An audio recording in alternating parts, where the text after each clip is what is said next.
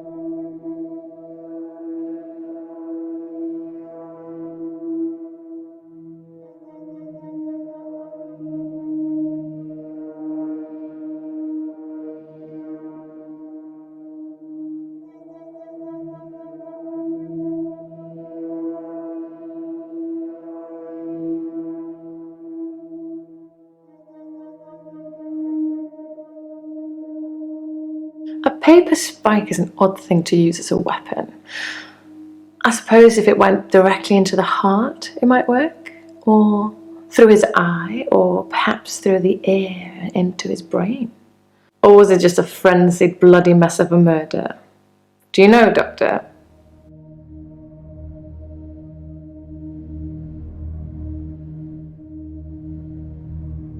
It makes for interesting reading, doesn't it? I can tell you're dying to ask me about it. Fire away.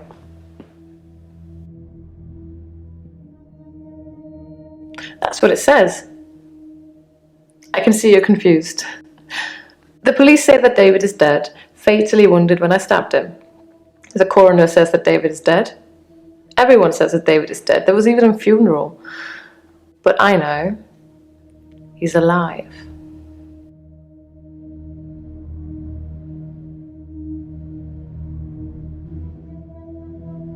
I've been to the lake house regularly, keeping an eye on David.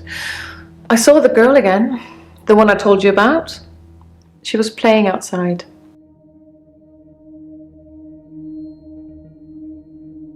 He's buried at Henley Church. You can go see for yourself. There's even a headstone. One of your other patients was a pallbearer. I never forget her face. You should ask him. Bryce was a pallbearer for David. He's also a grave digger, I believe. Smuggling a body out of a funeral can be difficult, unless you pay the right people.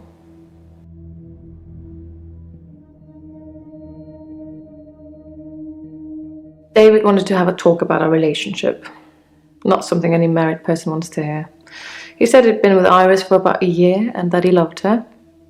He said he didn't love me anymore, which I know is a lie. You don't just fall out of love with somebody. I reacted badly. I grabbed the nearest weapon I could find, which happened to be the steak knife, and stabbed him with it. There was so much blood. I instantly regretted it. So I fixed him. It was about a week later. I brought David back to life. Not with voodoo, not with virginal sacrifice. I just willed it to happen, and it did. Dr. Dekker told me it was possible, but only if you're not buried. He says once you're in the ground, there's no coming back. But until then, you have a chance at resurrection. Yes, resurrection. But now that I've seen the results, I don't think there's anything holy about it. I think reanimation is more an accurate term. Like, I'm an evil necromancer raising things from the dead.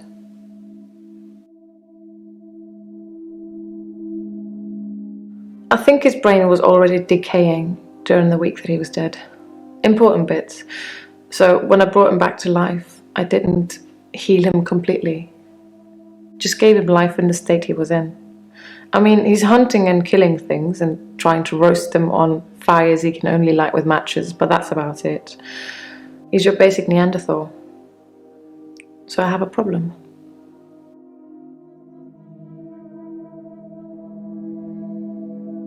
I'm being charged with murder because the police don't know he's still alive, and I can't get David to vouch for me for obvious reasons. I think it would raise quite a few more questions than answers, which is why I'm hoping that you'd be able to help me. Considering the circumstances, I'd be grateful if you could see your way to declaring me temporarily insane at the time of the murder, to lessen my sentence. Because I'm not a killer, but I can't prove otherwise. You don't still think I'm a killer, do you, Doctor?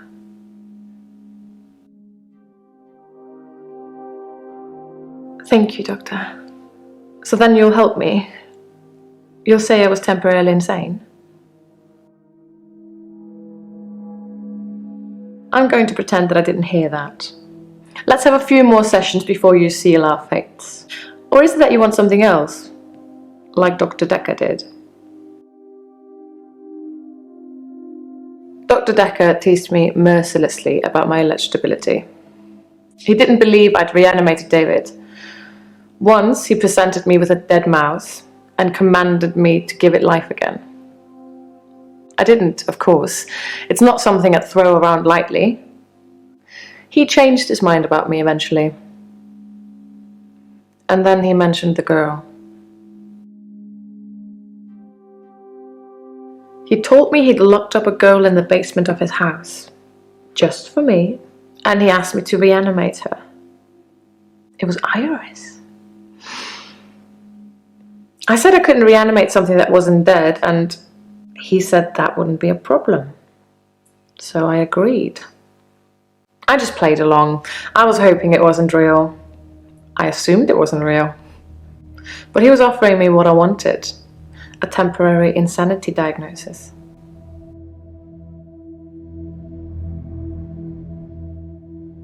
It didn't happen. Dr. Dekker called me from his house to cancel. He was furious. He said that Iris had escaped and he blamed me for it. He said that I must have set her free after he told me about her. I knew it was all lies anyways. He was obviously titillating himself by reprimanding me. He knew I'd never want to speak to Iris again, so I couldn't prove it either way. Dr. Dekker asked if I could prove David wasn't dead, so I took him to the lake house. He saw that I was telling the truth. I can take you to see him too, if you like. Would you like to see David, Doctor? Very well. In our next session.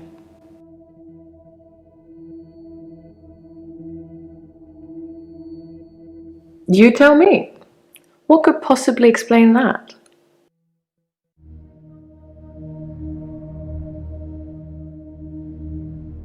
I assure you, David is not a ghost. I've touched him.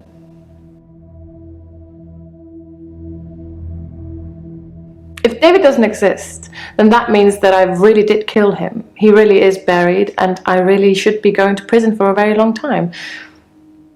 That just doesn't seem right to me. It's more probable that I reanimated him under Dr. Dekker's guidance. Since I brought him back, I felt that there was something different about him, something not quite right. I think it's his brain. But how ludicrous that you can bring someone back in the first place. It's like that book, Pet Cemetery. Funnily enough, he does smell of earth, but that's because he spends most of his time out hunting.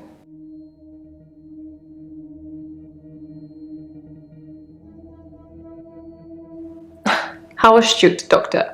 Yes, I did say I hadn't seen Dr. Dekker outside of our sessions. That wasn't a lie. Our trip to the lake house was made during a session.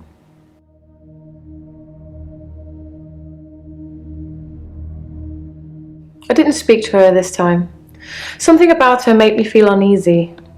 I just watched her from the bedroom window. She'd caught a fish. She was holding it in her hands. I wasn't close enough to see, but for all intents and purposes, it looked as if the fish bit her. 1, 2, 3, 4, 5. Once I caught a fish alive.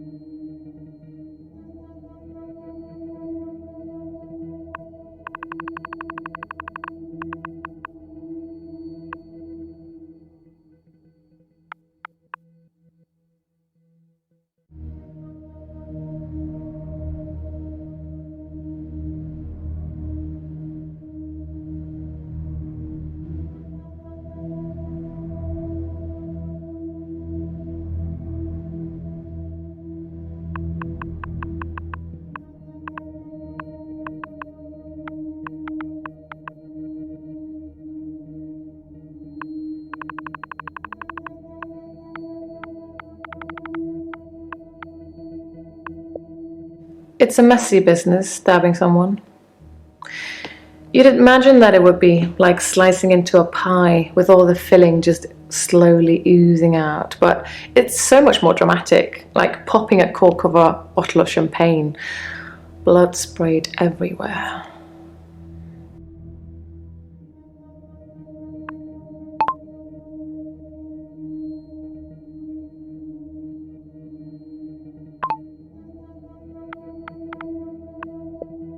I have a picture of him I took after he came back. I'll bring it in next session.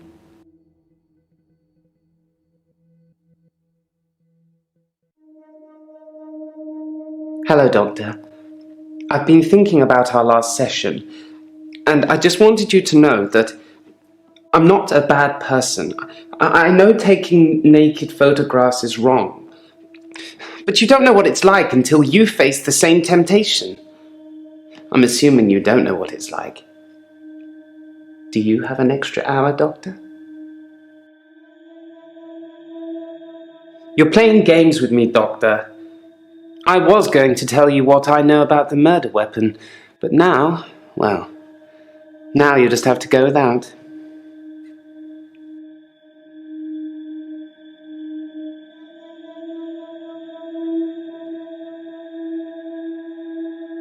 Dr. Dekker frequently used that paper spike on his desk as an example. I'm sure he did it with the other patients too. He'd make me look at it, touch the point to see how sharp it was. He'd tell me that because I think it's sharp, it will hurt me. But if I thought it was nothing, it could pass right through my hand.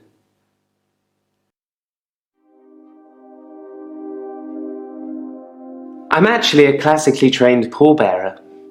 There are a lot of health and safety considerations. Not everybody can do it. Well, properly at least. Occasionally I step in if the funeral director is short-shouldered. I do remember her face. She wasn't upset in the usual way. She seemed agitated. Her husband must have been a giant. The coffin was so heavy. I remember because aft port side sprained his ankle. That and he wasn't lifting correctly.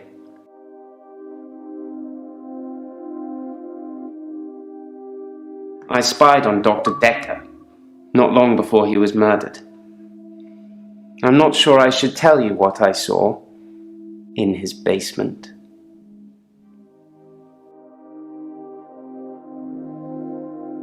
I don't know who it is. My initial thought was that it was you, that I told you about my affliction and somehow you'd got it too. Now I think maybe it's the military or some organization that wants to use the hour themselves. Maybe it's Dr. Dekker risen from the dead. I need to talk to you about him.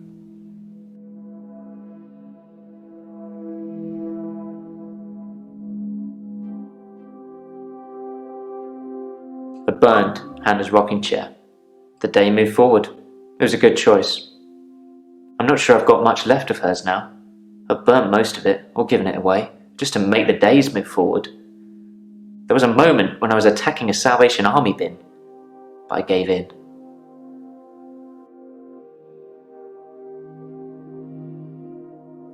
I didn't notice Dr. Dekker had a paper spike. I haven't really seen more than a foot in front of me since Hannah died.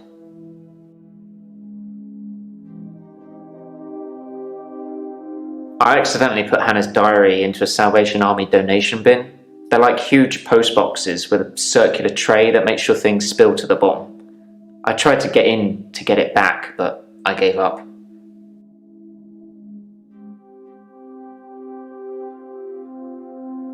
Can we maybe not talk about Hannah anymore? And thanks for the dating advice, by the way.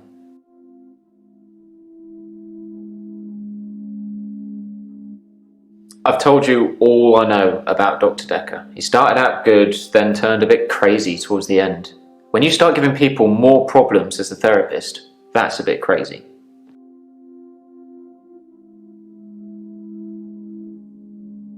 I started out with depression.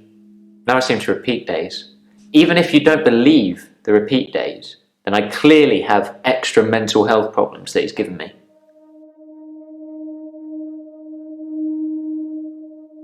I think that he possibly cursed other people, a bit like he cursed me. Sometimes you could see he was bursting to tell me about it, but he couldn't. He was ecstatic with power.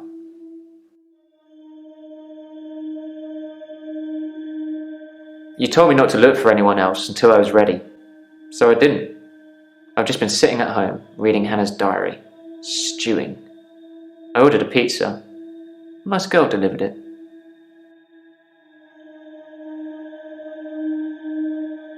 I read the last few weeks of Hannah's diary a while ago. I must have accidentally dropped in some clothes for the Salvation Army bin. It's funny because I wasn't going to read it. She said she'd fallen out of love with me, that she was going to break off the engagement, that she didn't love me anymore. I regretted it. I regretted that I mourned for Hannah so long. I regret the grief. I regret all the days I slept through because of it. Had I known she didn't love me anymore, things would have been different. I'm a bit angry now. If I had that day over again, I may just still pull out in front of the driver.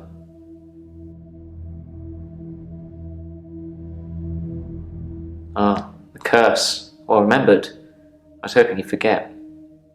It's going to sound crazy. Dr. Dekker said I would never be able to move forward until I came to terms with my grief.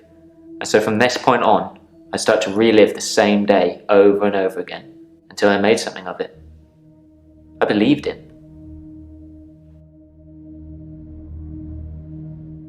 I didn't want to believe him. I remember I said, "You can't just say things and they happen." He laughed and laughed. I think he was going mad. He said he'd give me a demonstration. He held his hand outstretched and told me to look at the flame. There was no flame, and then there was. He was holding a flame in his hand that had come out of nowhere. And he tried to hypnotize me to make me forget it.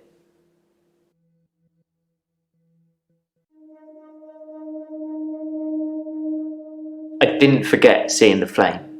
He wanted me to forget it all, but I didn't. For whatever reason, he couldn't undo what he'd done. I was scared. I pretended like the hypnosis had worked. I was scared what Dr. Dekker would do to me if he found out I still knew, so I had to play along, keep coming to the sessions, pretend I hadn't seen what he'd done. It was awful, because I was suffering through the same days over and over again, but I couldn't talk to him about it, because he'd know.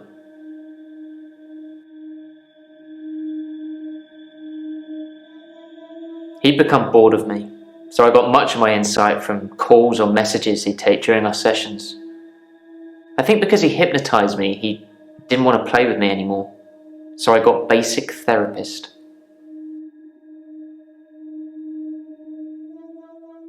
He told me lots of people get depression, to become more active, see more people, and although he wouldn't always be there to listen, Jaya would be.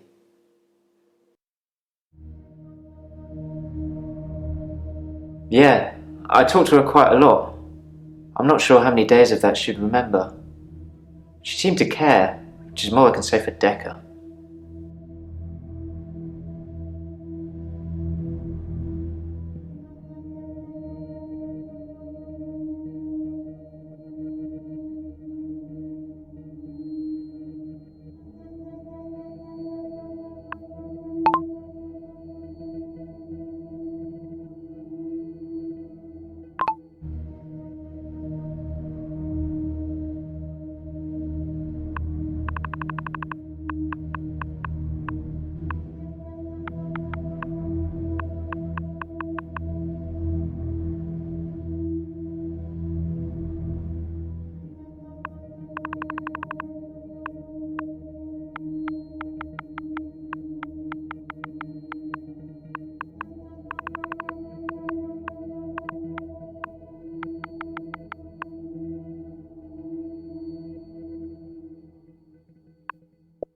I've told you all I know about Dr. Dekker. He started out good, then turned a bit crazy towards the end.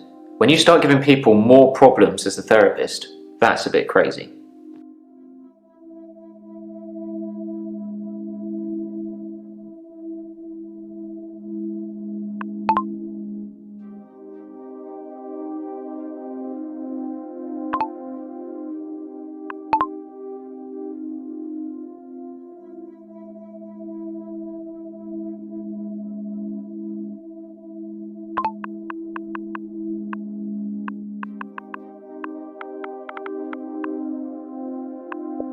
Yeah, I talked to her quite a lot. I'm not sure how many days of that she'd remember. She seemed to care, which is more I can say for Dekker.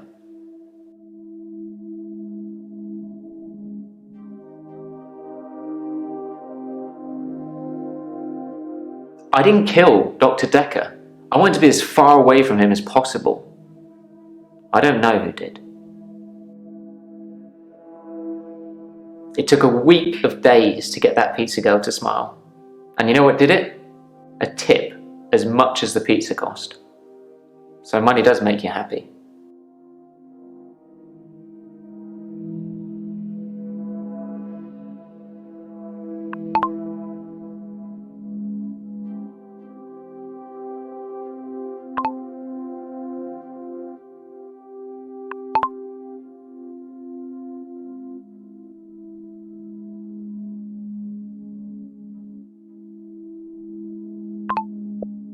I've got nothing to tell you.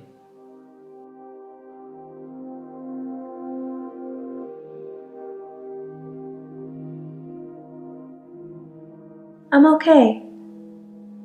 Thanks for asking.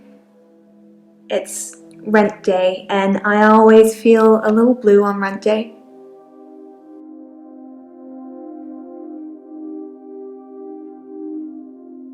Rent day is the day I pay rent to my landlady.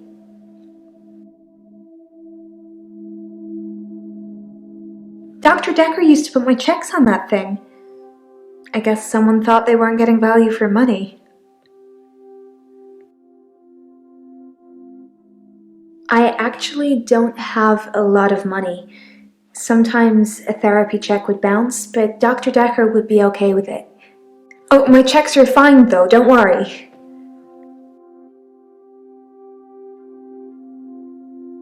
I'm not broke. Men buy me drinks at bars, though. Sometimes I'll get away with not paying at restaurants. Isn't that how it is for everybody?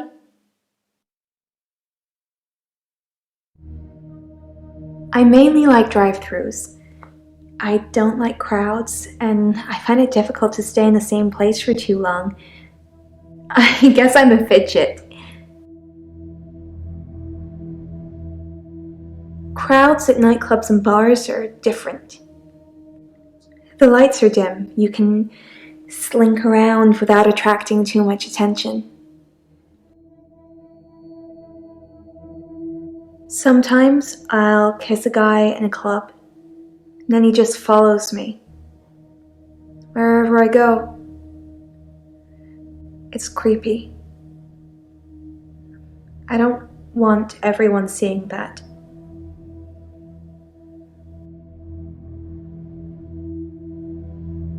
They follow me wherever I go. Anywhere. Where do you think they follow me, Doctor?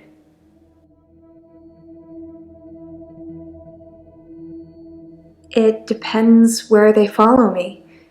If they follow me home, they bang on the door for an hour or so, then leave. Other places, they just disappear. I don't see them again.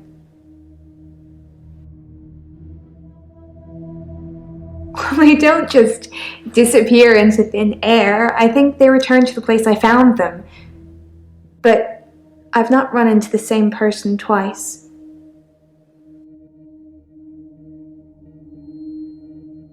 I've had no blackouts, and I haven't been to the beach since our last session. But I think I will today. Do you want to come with me to the beach?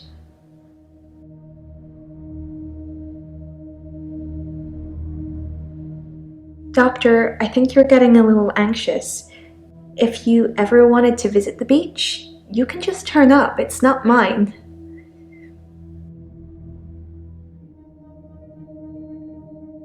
You've got a good memory, Doctor.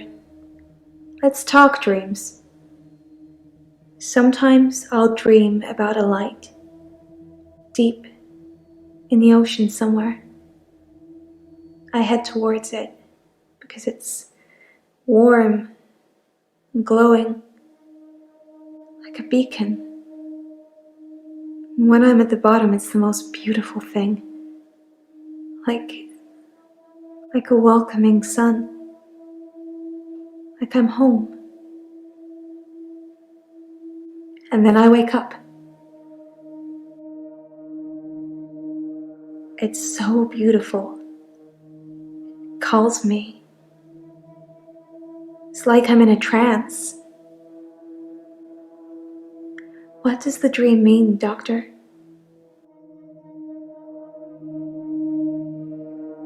You think I'm lying? Wow, that's gonna help with our trust issues.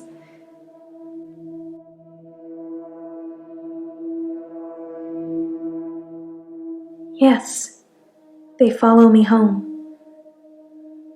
They're silent. It's like a trance. There was one guy, a real gym body. I let him into the bedroom, but nothing I did would stop him just staring at me. It was creepy. I got him to follow me outside, and then I just shut the door.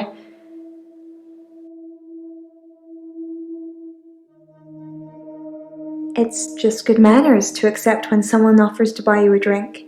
I'm a very good-natured girl. Don't you think I'm sweet, Doctor? I think you're falling for me, Doctor. Don't let that get in the way of helping me.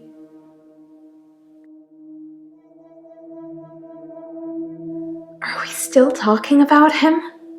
And I thought you were just interested in me, Doctor.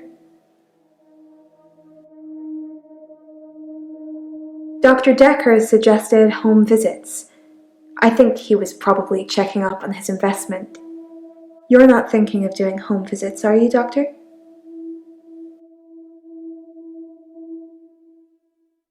I can't afford any more sessions, so it sounds like you'll be paying. That's a date, isn't it, Doctor? I'm not sure that's appropriate.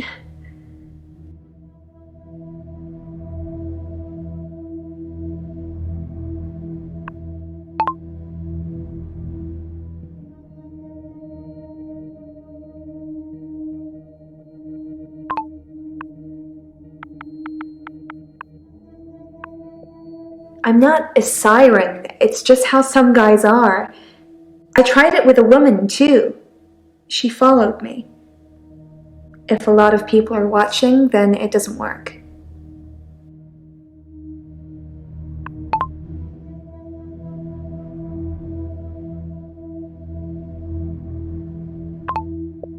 No, not shopping.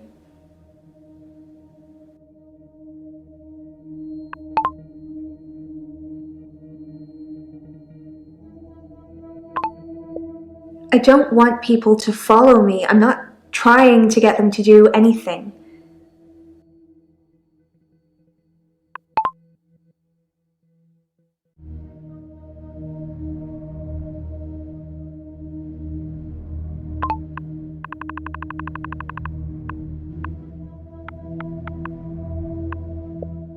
Aren't we all your investments, Doctor? All the time, all the energy you've invested in us?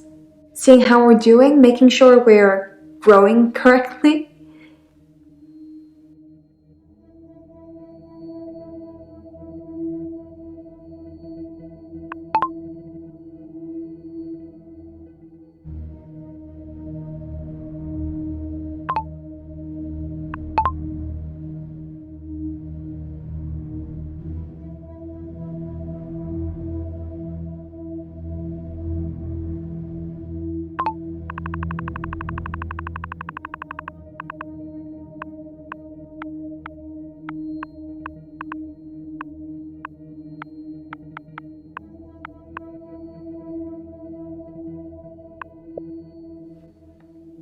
Why would you tell me that? You like watching me squirm, don't you, Doctor?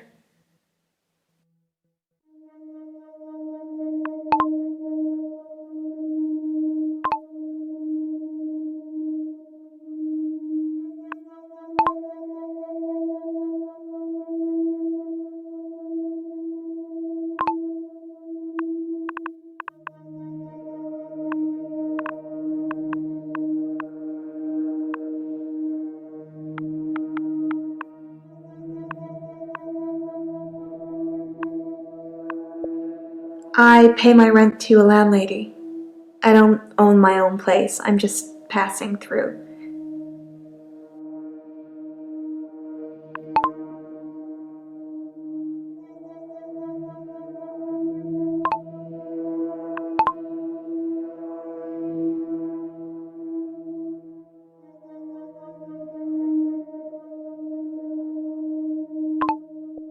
If I kiss somebody and a lot of people are watching, they don't follow me. Too embarrassed, I guess.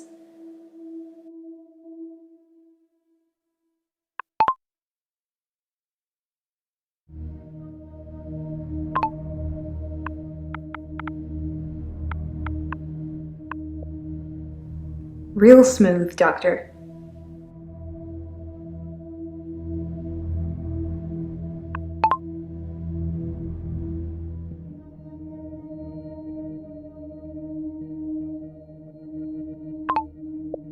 Interesting that you should say that. Dr. Dekker said the same thing. And he's dead now. Siren, mermaid? Do you think I could really be one?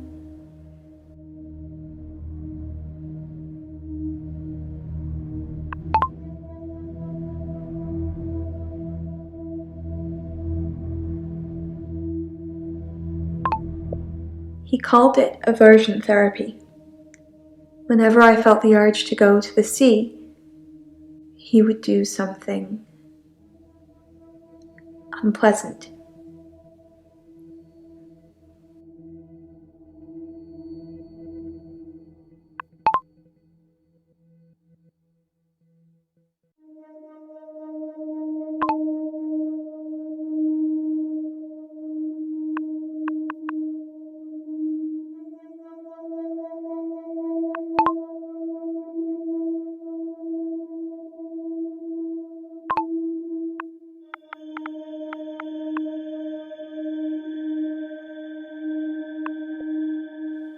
I never stay in one town very long. I get bored too easily.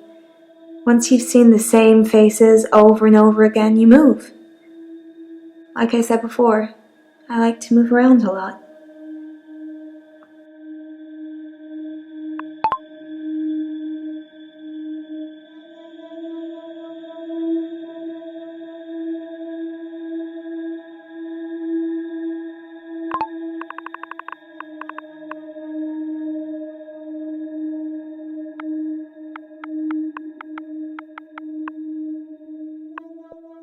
They're in some kind of trance, like zombies, but I don't know what they want.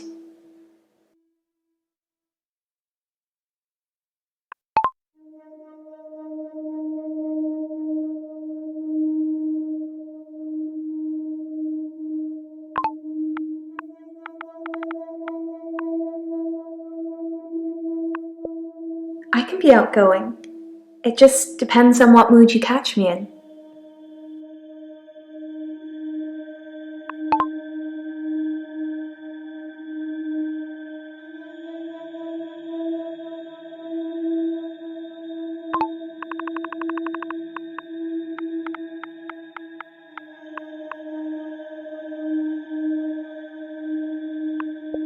I don't know what you'd call it, but it was unpleasant for me.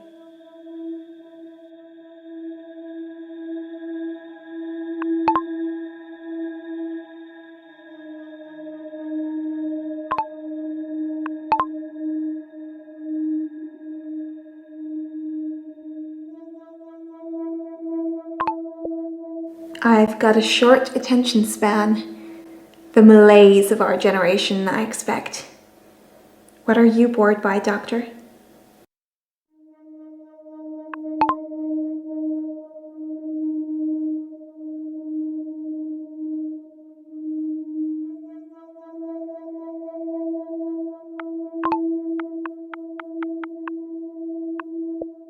I don't talk to them, they don't talk to me.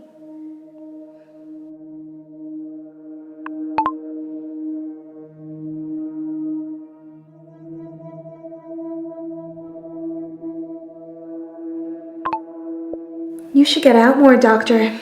Looking at me all day should be fun, but if you're bored, perhaps we should spend some time apart.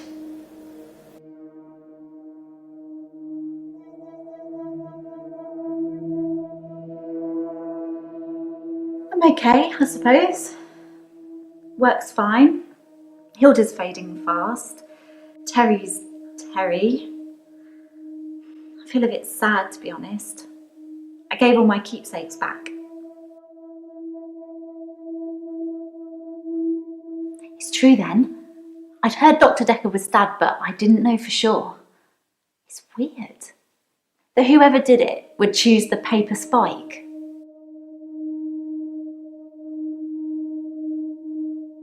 Dr. Dekker used to play with it in our sessions sometimes. You know, pick it up, handle it while we talked. I remember once, he pushed the spike through his skin. Yet this bit, here, between his thumb and his finger. He said he didn't think I'd mind the sight of blood, being a nurse and all that, but actually, there wasn't any.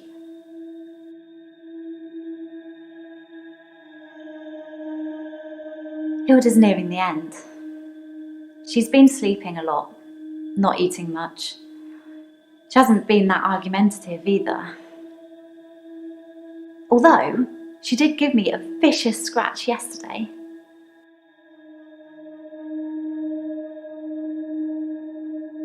It was nothing. I was just trying to give her meds. It's hard, you know. I'm trying to help her, but she keeps fighting me. It'll be better after she's seen her daughter. I've decided I'm going to do it tonight. She hasn't got much time left.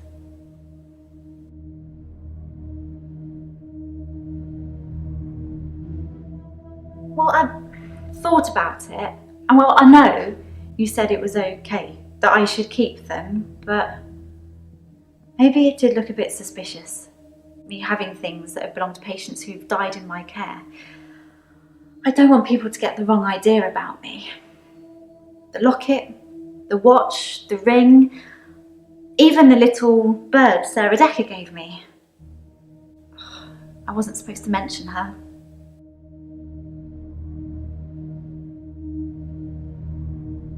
Terry seems to have backed down since I gave the keepsakes back.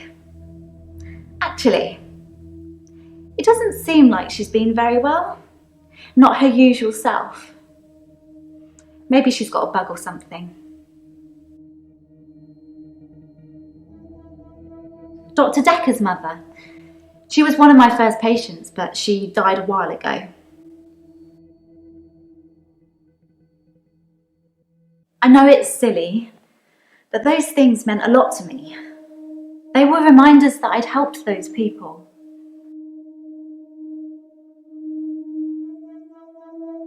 I was a bit freaked out. At first, I thought it was a trick. A magic trick, you know? Like some kind of therapeutic test. Show the patient this retractable spike and see how they react. But it wasn't. The spike was real. Dr. Dekker gave me the paper spike to try. It wasn't fake. It was pretty sharp, actually. I don't know how he did it. He said he just thought that it wouldn't hurt him, so it didn't. You know the answer to that, Doctor. What have we been talking about? What can I do for Hilda that will make it all better? Seriously? No, that isn't what I meant. That's the plan. I know, it sounds unbelievable, like I'm making it up. I wish I could prove it to you somehow. We could try shifting now. Think of someone you really love. It might help if you close your eyes. Are you thinking of them? Can you picture them? Okay, hold on.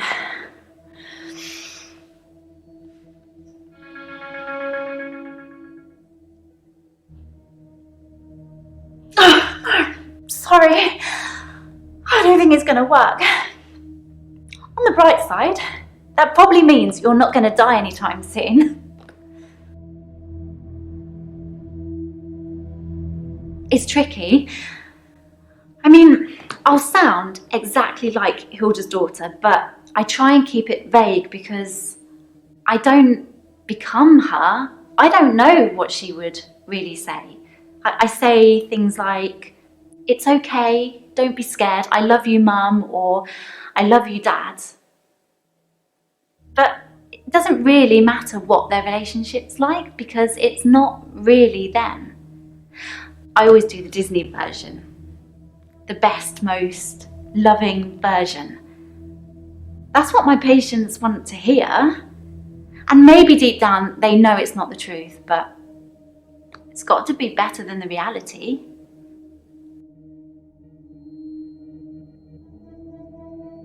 Does it really matter if it isn't the truth? Isn't it worth it if it brings them peace? Tell me honestly, Doctor, do you really think that what I'm doing is wrong?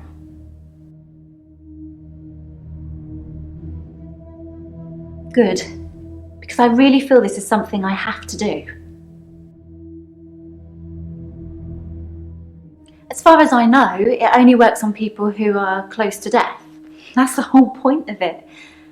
I have to hold their hand, and they have to think of the person, and they have to be near death.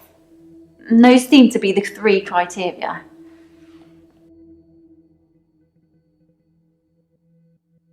It just makes things complicated, doesn't it? I knew Dr. Dekker's mother before I started seeing Dr. Dekker. She's dead, and now he's dead. I'm sure you're going to have a field day with it. Yeah, that's the reason I came to see him. I knew she was dying, but he refused to talk to me unless I booked a session, so I did. And well, here we are. I told Dr. Dekker that his mum was dying, that he should see her before it's too late. But he wasn't interested. It wasn't like he hated her. It was just like it wasn't important. He asked me to take care of it for him. He did send his assistant along to see her once. Sorry, your assistant. It was about the second, third session we had. He said he could tell that I was a good person, that I wanted to help people, and that I should think really hard about how I could do that. That's how I discovered shifting.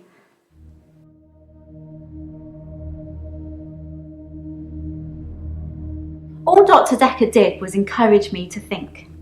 But the shifting, that's all me. And my mum's a psychic and my sister's an empath, but I was just ordinary. I always felt like I wasn't special, like I was missing out. But I wasn't. I just hadn't discovered what I could do yet. Sarah Dekker was one of the first ones I tried shifting for. I didn't really know what I was doing that first time. I mean, I didn't actually expect anything to happen. I just thought, what would really help this woman? I thought maybe she would just imagine that he was there. But it actually happened. I changed into him, Dr. Dekker. It blew my mind.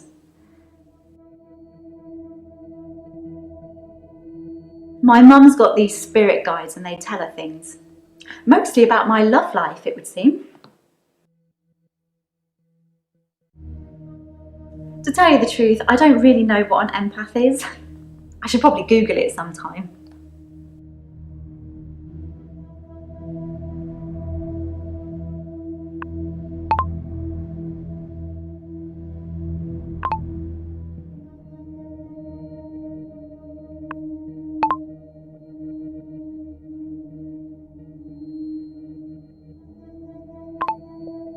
It was just a little China bird, sort of a yellowy blue pattern on it. I don't think it's worth anything.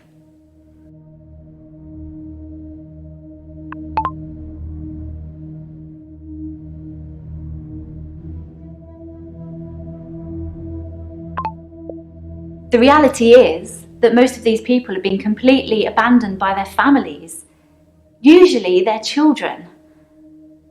If a mother abandons her children, it's scandalous. But if a son or daughter abandons their mother when she's dying after everything she's done for them, apparently that's just normal. I can protect my patients from that, even if it does take a little smoke and mirrors.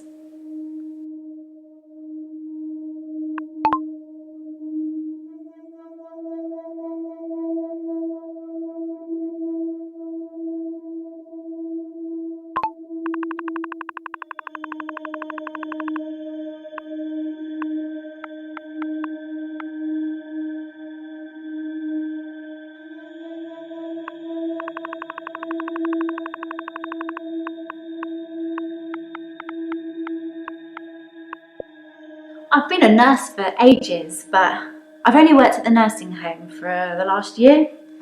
I tend to move around quite a bit. I get quite fidgety if I stay in the same place too long.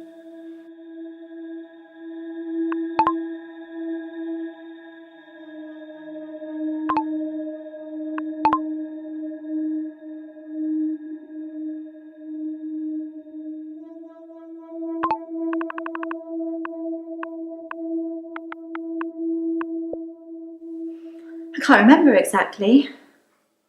I'd only just started seeing Dr. Dekker.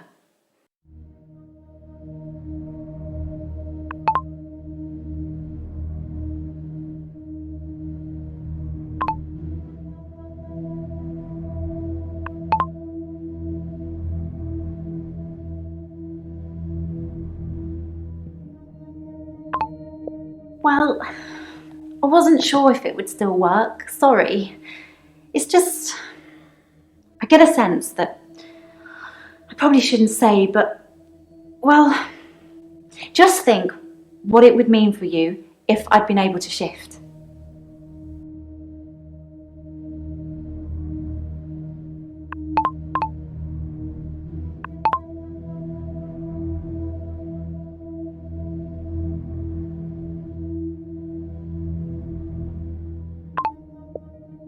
I've got her on a herbal compound, St John's wort for pain, ginkgo for bronchitis, valerian, borage.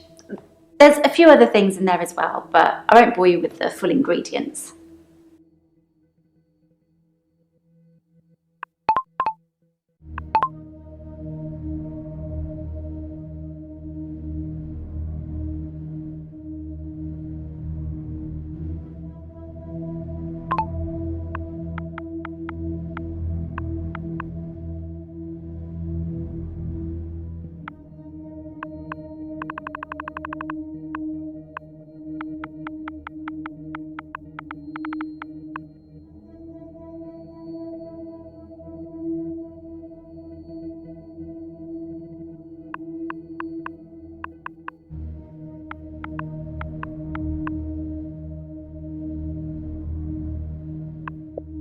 It's probably nothing. I'm not right all the time. It's just, well, yes, your energy's different. And I was also worried about what I might change into.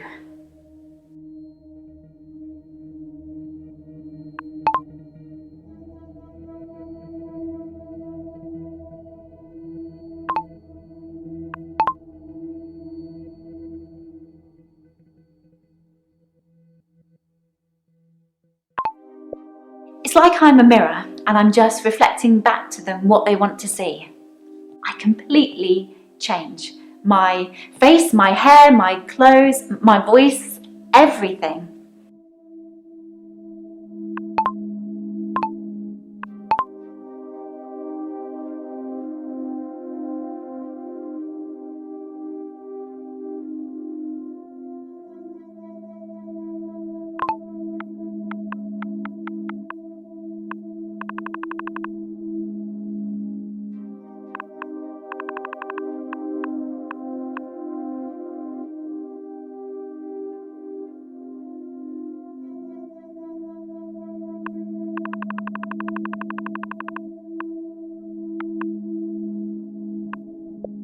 I'm sure it is.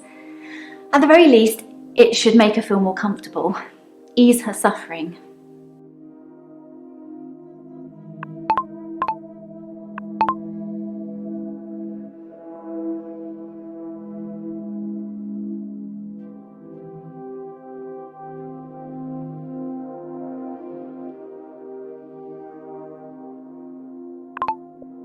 The rules are that you're not supposed to give a patient anything that isn't on their charts.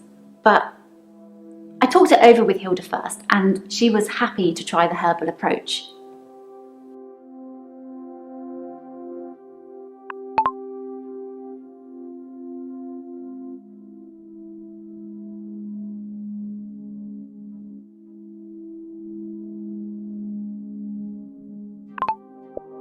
Oh, okay.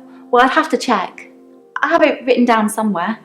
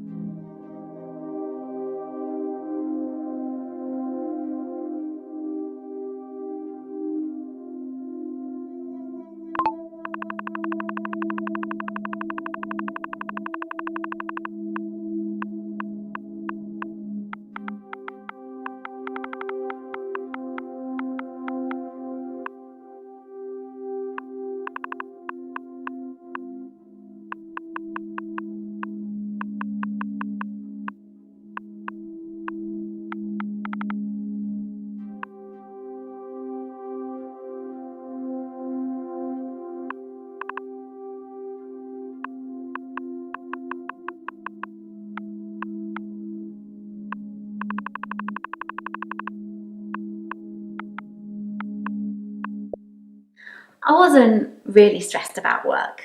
Well, maybe a little, but not enough to need a therapist. I just told you that because I didn't want you to know the real reason why I came to see Dr. Dekker.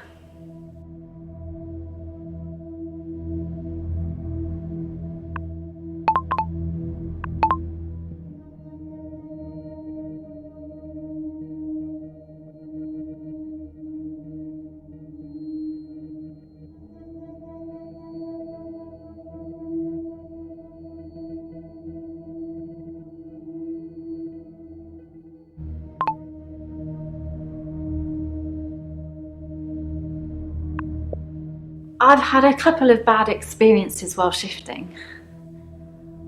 I don't really want to talk about all that now, though.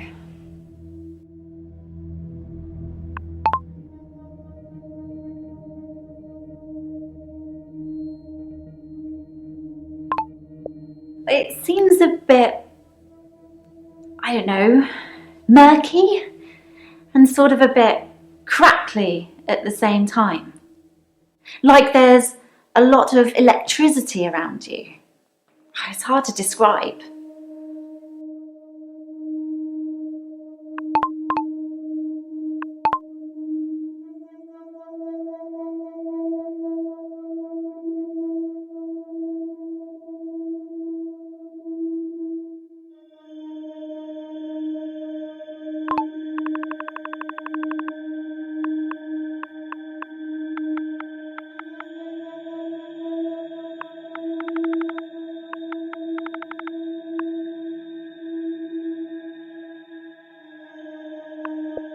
It's fine. It's not going to hurt her. And the doctors at the home don't care much. They're hardly around anyway. It's the nurses that take care of the patients. Besides, Dr. Dekker didn't have a problem with it.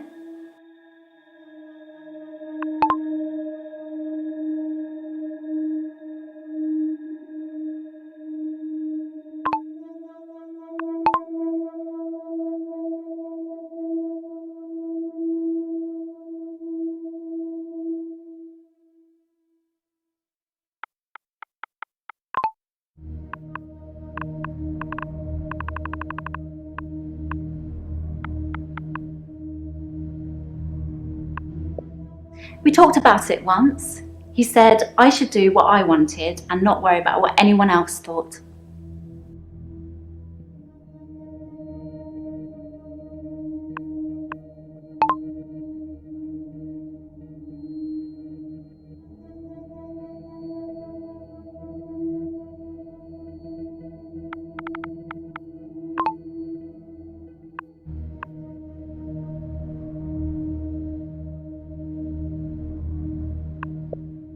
Absolutely.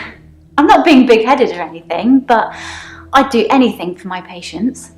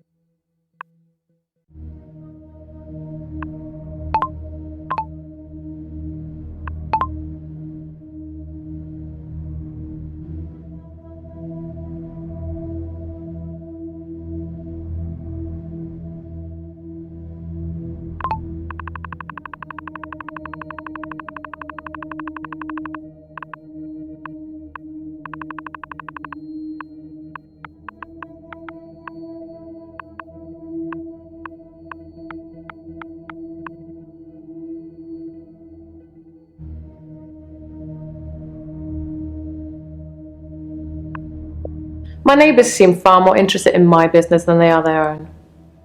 The lake house only has one house opposite, and it was on sale for some time. I suppose I should have bought it.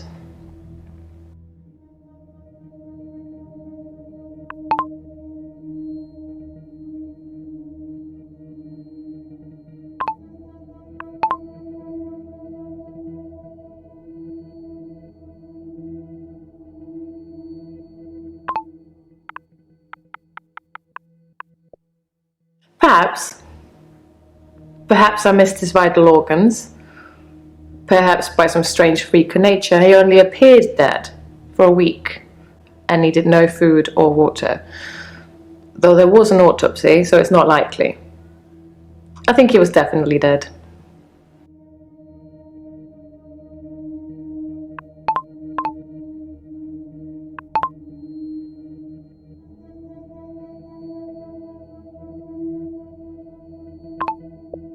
Yes, the father and daughter who live opposite will have seen him, I'd imagine, although they won't have talked to him.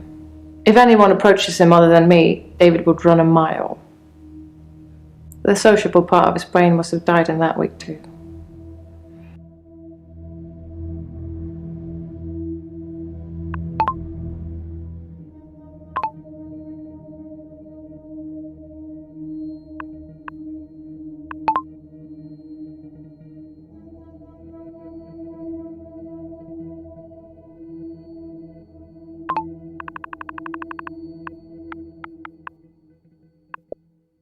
I think it was a mistake taking Dr. Dekker to see David.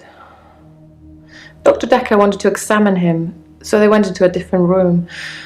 I wasn't worried. David wouldn't speak. But Dr. Dekker seemed very distant after that. He didn't say a word on the way back.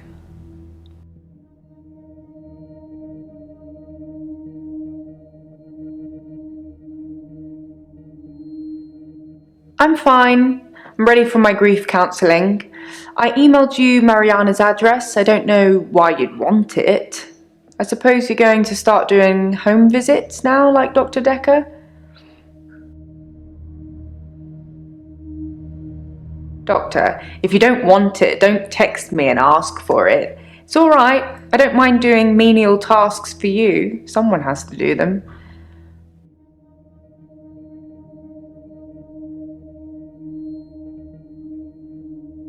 Some mornings I come into work and still expect him to be here.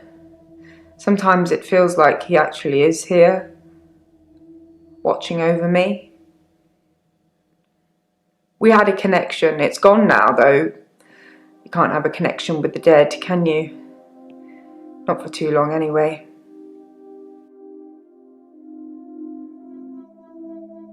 Dr. Dekker asked me to have dinner with him for Valentine's. I refused, obviously, because you don't sleep where you eat or something like that.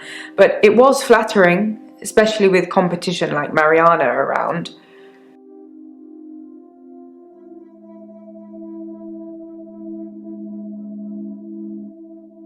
I was at home on my lonesome, Doctor, like I said before.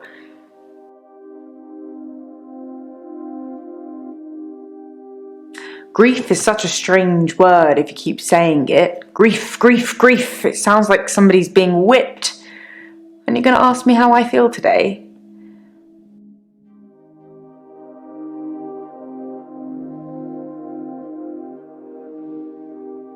Sorry, I didn't mean I was competing. I was happy Mariana was going out with him. I didn't want to be romantic with him. We had a stronger connection than that. Dr. Dekker and I shared some philosophy. We'd both read The Cult of the Kinetic Mind, and we agreed with a lot of what it said. Have you read that book, Doctor?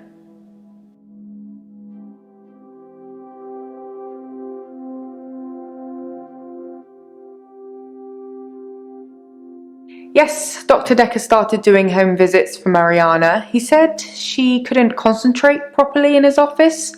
I hope you're not thinking of doing the same thing. I need you right where I can see you.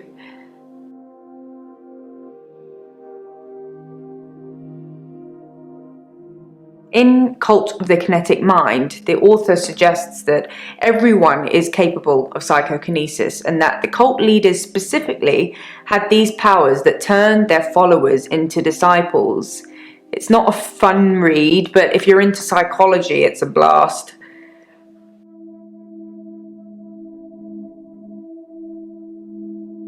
Psychokinesis is the ability to change the physical world without actually touching it, just by using your mind. It's not just about bending spoons. It covers all sorts of things like telepathy, telekinesis, telesabalas. Shoot me, I'm a Kojak fan.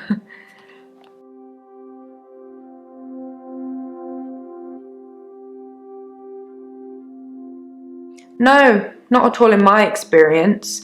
Dr. Dekker had an unusual number of patients who claimed psychokinesis. Either he'd been specifically looking for them or someone had been sending them. I think that's all settled now. We are agreeing to pay Ben £5,000 and he's agreeing not to say anything about what he saw. He thought he saw a creature coming out of Dr. Dekker's mouth. Well, at least that's the reason he's given for not emptying the bins that night. Either way, it's not the kind of publicity that we need. Shiny, happy, sane people.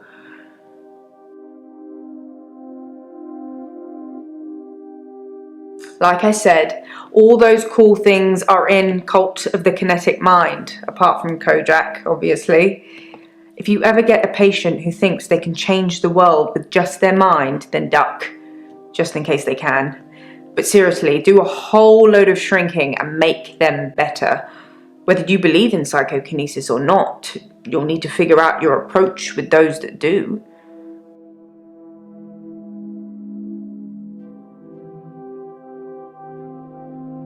It's in that police report that I gave to you. You should really take a look at it.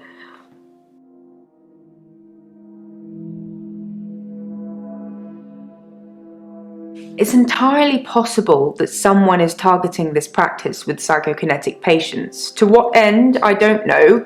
It's no coincidence that most psychokinetic patients are diagnosed as insane, or at least temporarily insane. It's a handy diagnosis if you're facing criminal prosecution, especially if it's for murder.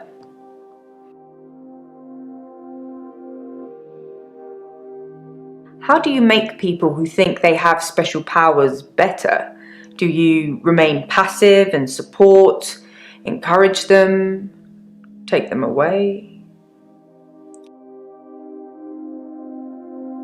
Things could escalate. Building trust is one thing, but at what cost?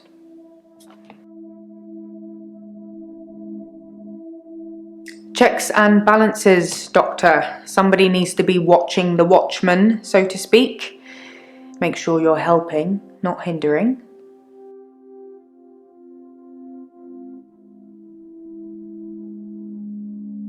He probably did his fair share of helping and hindering. He was definitely helping in the beginning, but then seemed to lose sight of things.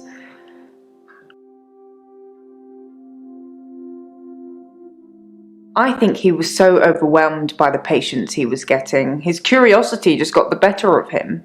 There was a definite turning point. Somewhere around the time Professor Alderby turned up, that seemed to unsettle him. And then we had a flood of extra weird patients. I think it was all too much for him. I think I misjudged him. I hope you deal with it better.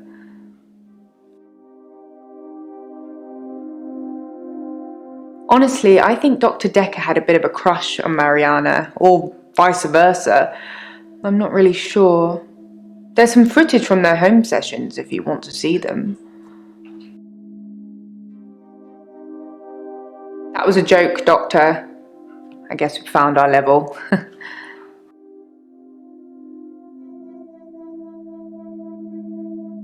Oops, that was a strange thing to say, wasn't it? Whipped. Am I all whips and chains in the bedroom or dominant in the boardroom? Don't answer that, it's not a question. It's early days for a harassment suit yet, what with Ben's nervous shock already.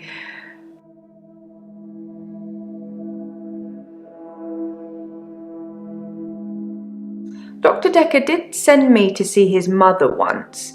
She was dying in a nursing home and he didn't want to see her. I remember him calling her a manipulative, evil old hag.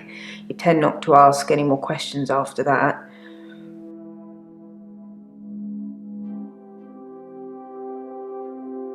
I didn't really speak to Nathan that much at all, but I have this strange feeling that I know him really well. I can't quite put my finger on it.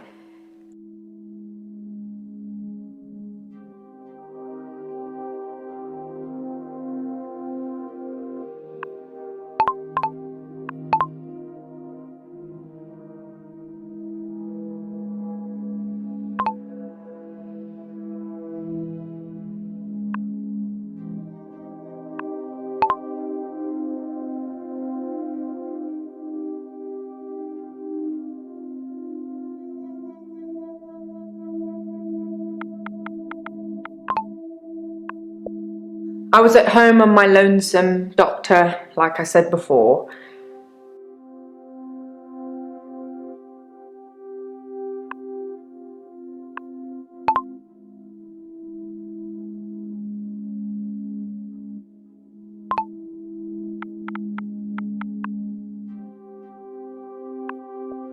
No, that's not it.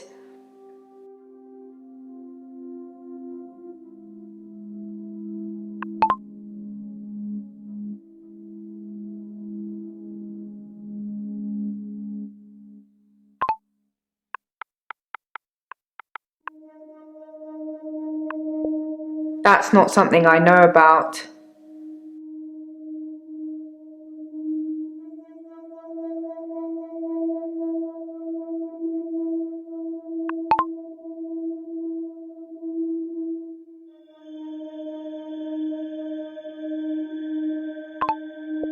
I don't know anything about that.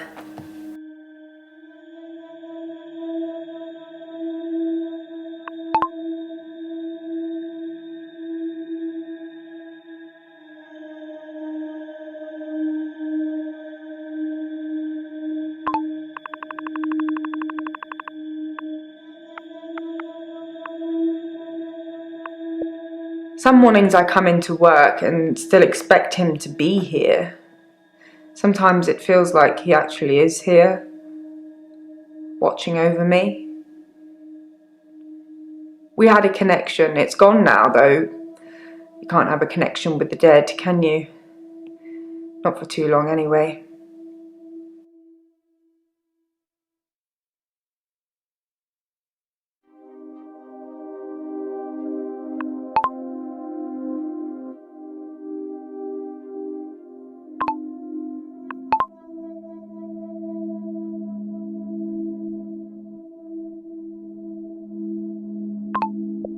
Have you been taking notes in our session, Doctor? Perhaps you should check them?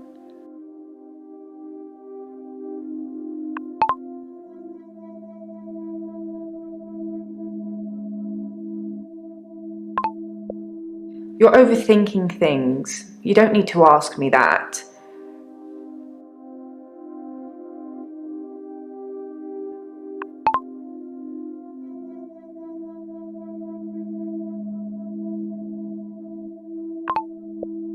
There's just a lot of crazy flying around, Doctor. Don't catch any of it.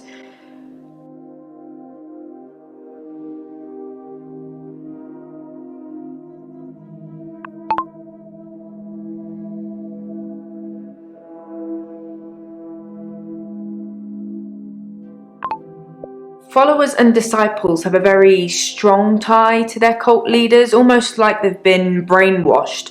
The author suggests that this is because they've witnessed some kind of psychokinesis, like pyrokinesis or telekinesis.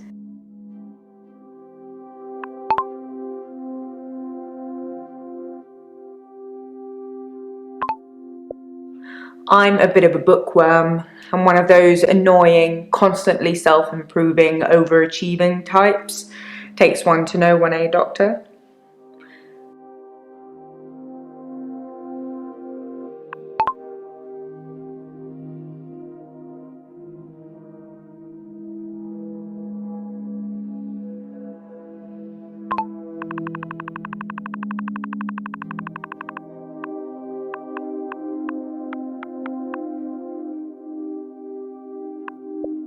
No, as far as I know, Mariana was the only patient that Dr. Dekker did home visits for.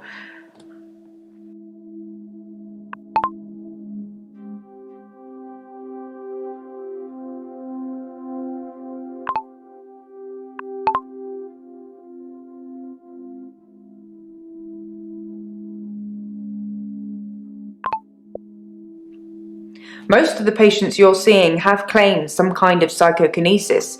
If you don't think that's the case, then they just haven't told you yet.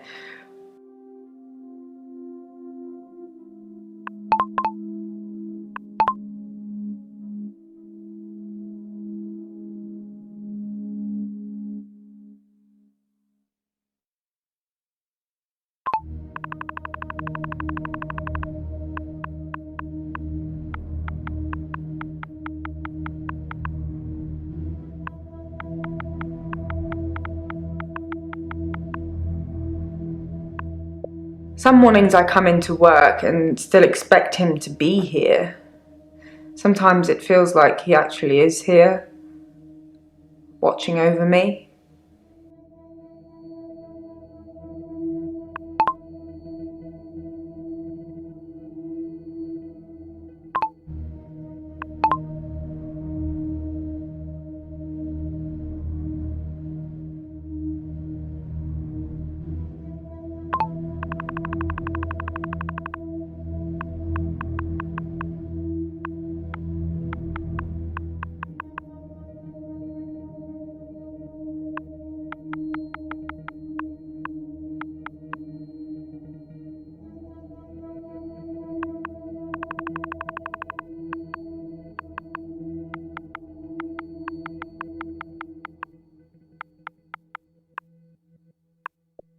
I have no idea what they did and when they did it.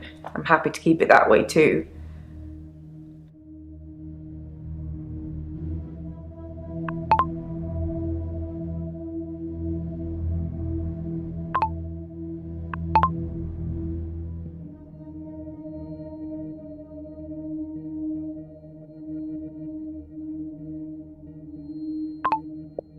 Well, maybe someone sneaked your phone during a session and texted. I know they all look innocent, but if it's not nailed down, there's a good chance they'll walk away with it. You know, I used to have an iPad. And a Surface.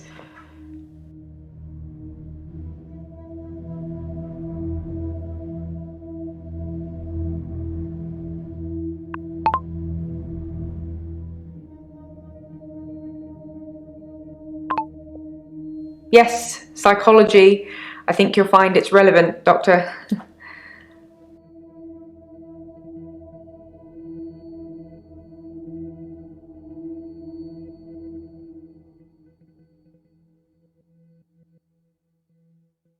Professor Warwick, I'm a physicist. Where's Dr. Dekker?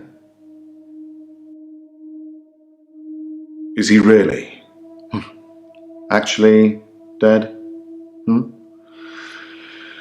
Not a worthy adversary after all, then?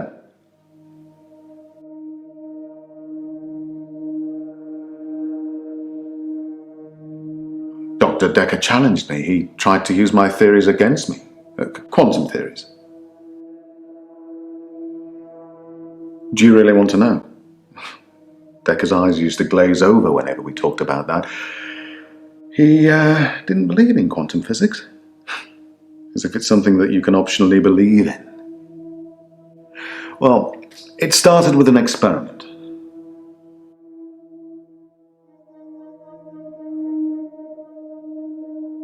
Have you heard of quantum suicide, Doctor? Well, then I'll be brief. According to the laws of quantum suicide, if I were to shoot myself now, then one branch of my timeline would result in my death, whilst the other in my continued existence. I simply applied that logic to something different. Gambling. I set up an experiment whereby I would visit a casino and place a very large bet at a roulette table. Now, I would always bet on odd. Now, the results of this particular experiment were mundane. I won as many times as you would expect according to the laws of probability, but then I changed a parameter.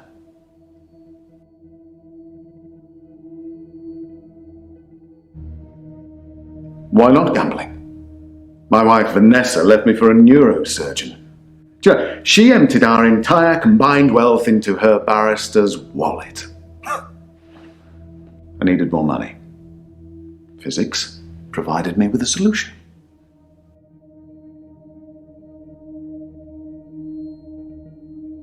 We were married for 14 years, 7 months and 3 days. Vanessa couldn't have children, at least that's what she told me. She grounded me in reality. I'm not complaining. It's probably what I needed. But part of me always thought that one day I'd achieve immortality through science and we'd be... It wasn't to be, though.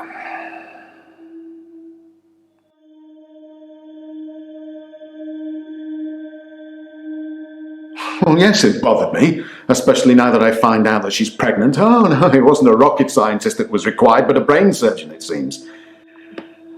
I have considered putting that neurosurgeon onto his darkest timeline. But I'm not a killer, it would seem.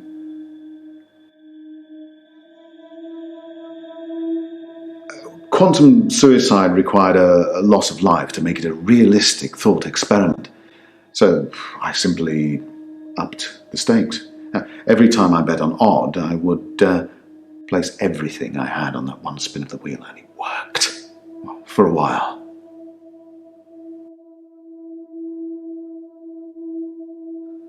Dr. Dekker killed it, and I can't get it back. Well, my theory, quantum gambling. If the stakes are high enough, you will win every time by simply shifting your consciousness into that branch that wins. It's tricky, but it can be done. Dr. Dekker didn't like that. He saw me becoming rich and powerful, and he hated that. That's why he proffered the hangman's paradox. Well, imagine a judge sentences you to death. Now, it will be Monday or Tuesday next week, but it will be a surprise.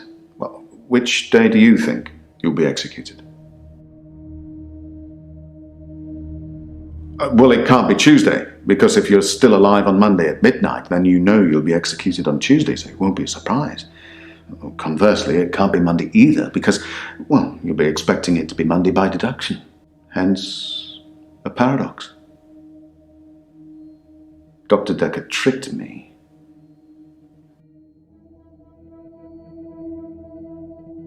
He told me that sometime in the future I would lose a bet, that I would lose all of my money. Now, this didn't seem likely because I had quantum gambling on my side and it was working. But he unnerved me, he made me doubt myself, and then it happened. Recently, I lost everything that I'd managed to build up since Vanessa left me.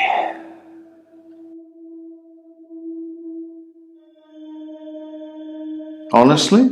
Well, I think he feared quantum physics. He didn't like things being explained in terms of science, almost as if he'd have preferred chaos. I was at a fundraiser for a charity called Mind Stretch Outreach. Don't know how I got roped into that, I can't remember. But it was full of very clever children with bizarre outlooks on life. And Jaya. It was Jaya who asked me to go.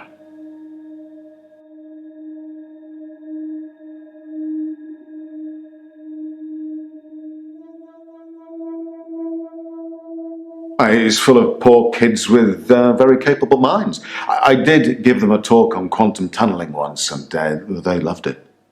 Not sure it'll put dinner on the table for any of them, though. Oh, you're going to have to Google that, Doctor, I'm afraid. I'm not a walking Wikipedia. I'd love to tell you, but I am paying you by the hour. Maybe look up Schrodinger's cat whilst you're there. Oh, she's Dr. Dekker's lovely assistant. I imagine she's your lovely assistant now. Yeah, she always smiles and makes me a cup of tea before a session. That smile. Which reminds me, my session. Can we talk about my problem now? I'm not a gambler, Doctor. I'm a scientist. I need more money. It's true, I've run out of money for my research. An opportunity has arisen.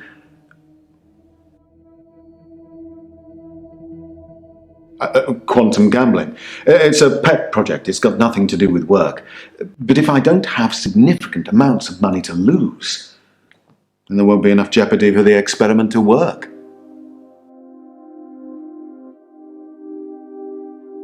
A very wealthy group of individuals have offered to pay me a very large sum of money if I attend their next private soiree. They don't want a talk or anything like that. They want a practical demonstration.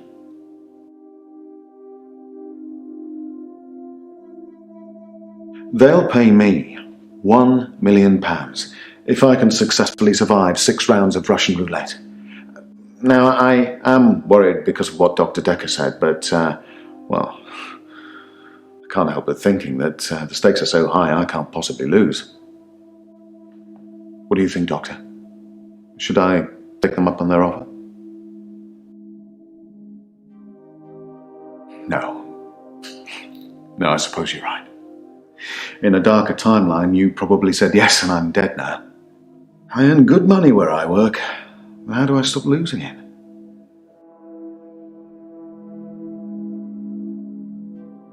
Well, the Ministry of Defense, of course. Guns aren't going to win the next war. Quantum physics is. I take your point. But I suppose to decide whether to continue gambling or to stop gambling is a gamble within itself, isn't it? Well, my time is up. Will we be having another session or... No, don't answer that. It'll turn you into a gambler like me. Infectious, isn't it?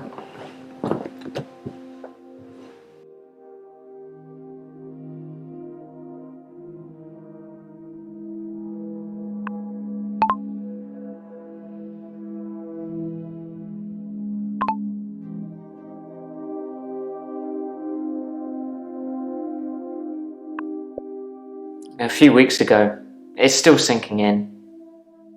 I suppose living a lie is just the norm nowadays.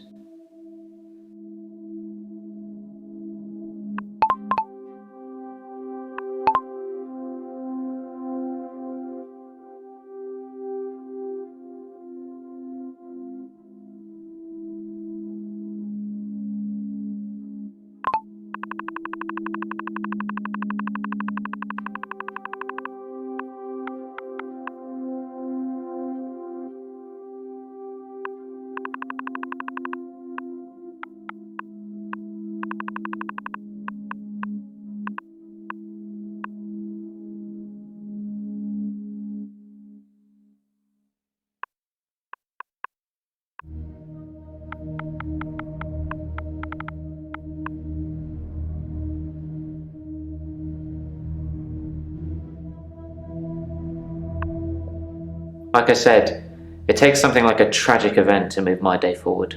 I do more and more bizarre things to try and get things moving. It's a curse, like I said.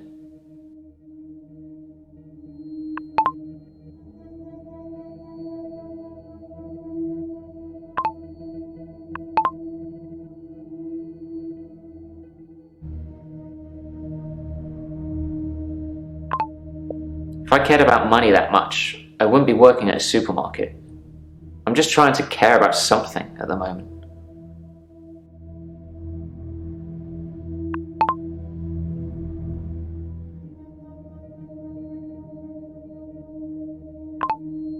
I intentionally cut myself, I publicly humiliate myself, I steal things, I hurt people around me, just enough to get another day to start.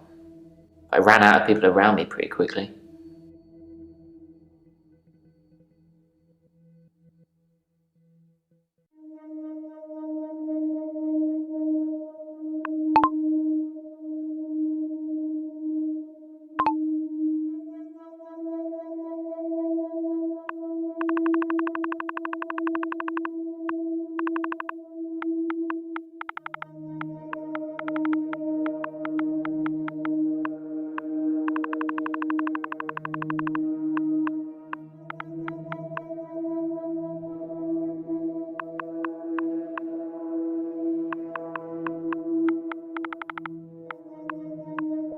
Yeah, I talked to her quite a lot.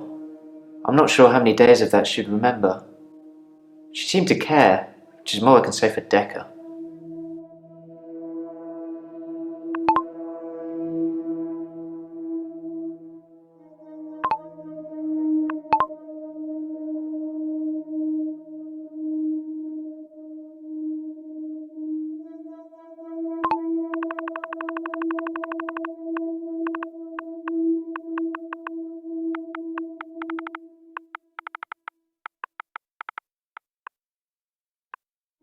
Yeah,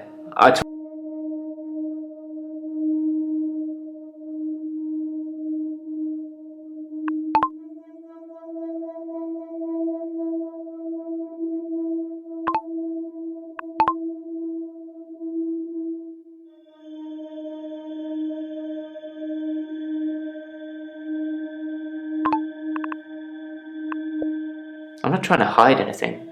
I just don't know.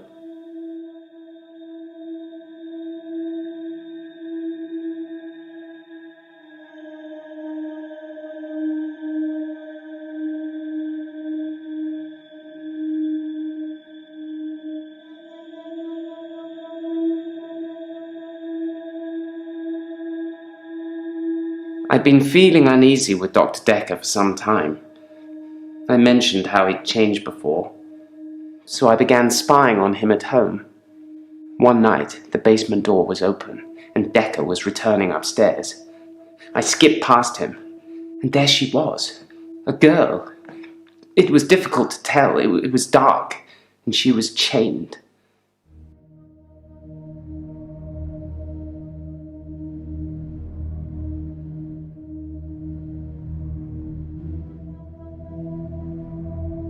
I'm surprised I haven't been approached earlier.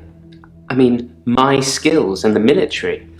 Special ops would be a breeze, wouldn't it? Waltz in past everyone during the midnight hour, get whatever you want, and return to friendly soil. It also makes me think that they might already know all of that, and that they want to get rid of me in case I tell anyone else. Would you do something for me if they get me?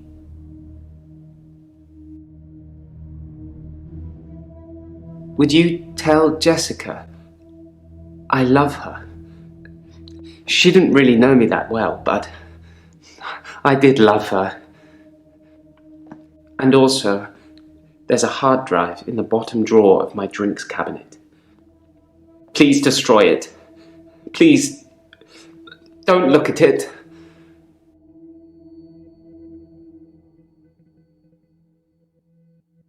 I removed the chains, dressed her, and sat her in the police station. There's no evidence, though. No evidence of what he'd done. But she was free. I saved her. I'm not evil. I destroyed evil.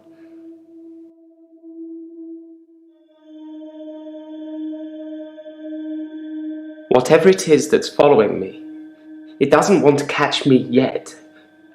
If I move towards it, it runs away. And when I follow it past temptations. A bar brawl, an open till, an open bedroom window. Like it's testing me.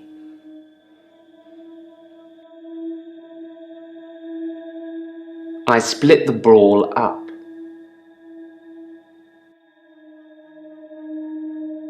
I did nothing.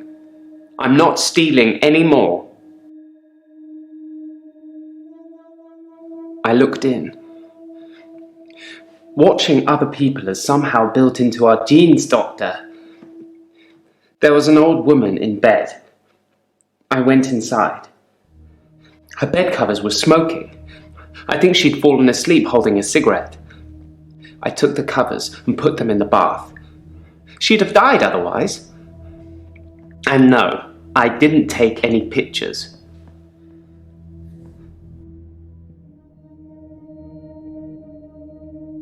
I have absolutely no idea what you're talking about, Doctor. I saw Claire Castleford's husband in the coffin myself before carrying him to the grave. He is in the ground. I'm sure it wouldn't take much for the police to get an order to have him exhumed.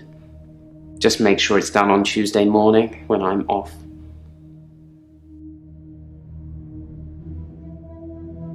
Jessica is a beautiful woman. I've not spied on her since the incident we talked about. I have real feelings for her, Doctor. We've never connected. Thank you, Doctor. Thank you. It's nice you think I'm capable of such basic interaction with females. But I'm still in awe of her, really. I will think about it, though. I put my hand through a rusty nail at work today. It hurt like hell and bled like I'd been shot. I closed my eyes and thought, this isn't happening. The nail is just a worm and it will wriggle through me. When I looked back, can you guess what I saw?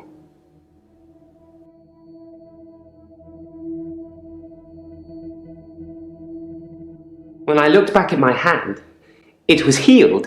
Look, see?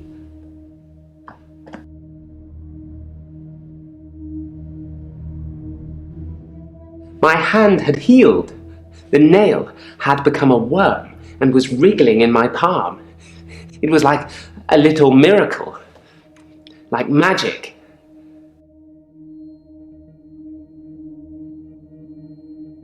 I shouldn't really say miracle or magic.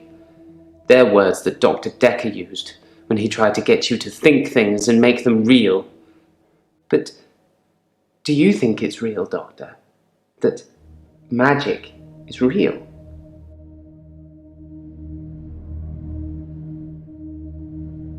Then so it is. Close your eyes. Imagine you're in a graveyard, looking at the gravestones. One catches your eye, so you take a picture of it, a picture that you now have.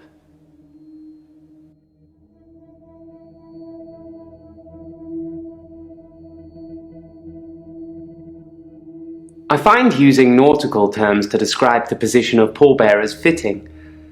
Plus, most of them are 3 sheets to the wind. You know, drunk.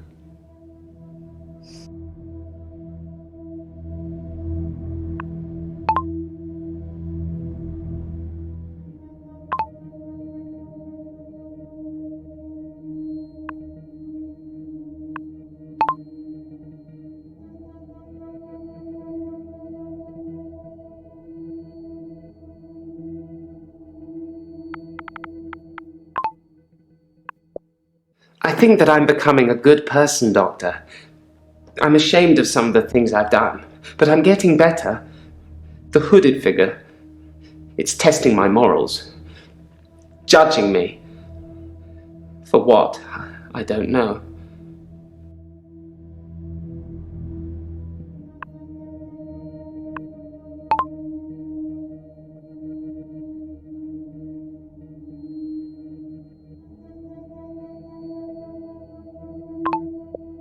Sometimes a grave I've dug becomes undug. People blame it on grave robbers. Maybe. Maybe not. Maybe the grave was undug from the inside out, not the outside in. Only a gravedigger would know.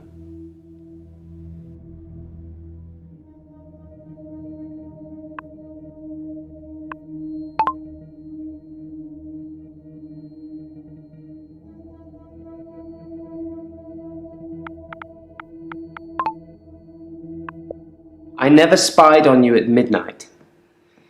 But if you start acting strangely, maybe I will.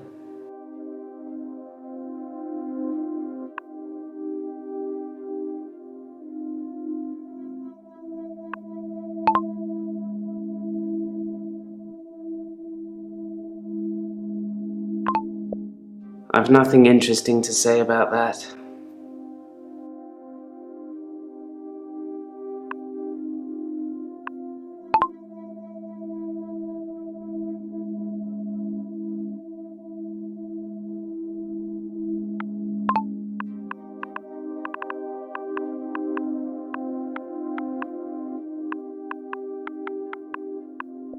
I didn't need an extra hour to realize Dr. Dekker was strange.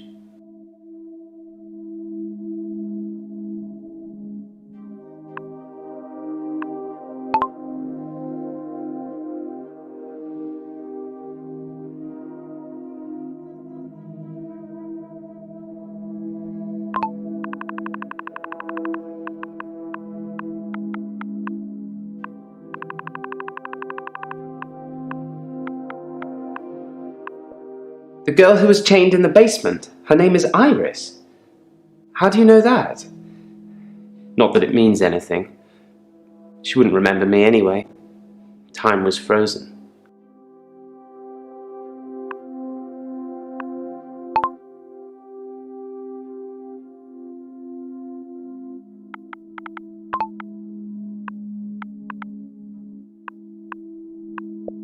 There's a hard drive with all the pictures I've ever taken on it. The one in the bottom drawer of my drinks cabinet. Don't let Jessica see it.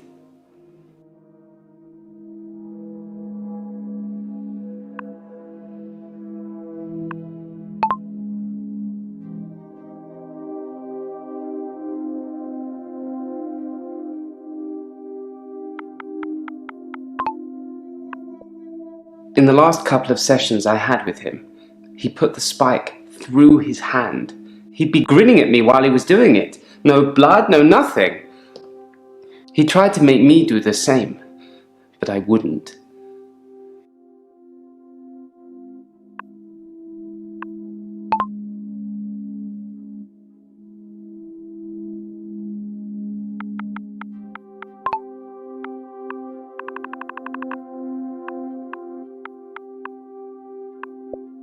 I believe that Dr. Dekker was a truly evil man, and so should you. I know you record these sessions, Doctor. I'm not going to be filmed saying I wanted him dead. But I did, and so should you. And Doctor, if I wanted to kill anyone, I'd do it in the midnight hour, wouldn't I? And when was Dekker murdered?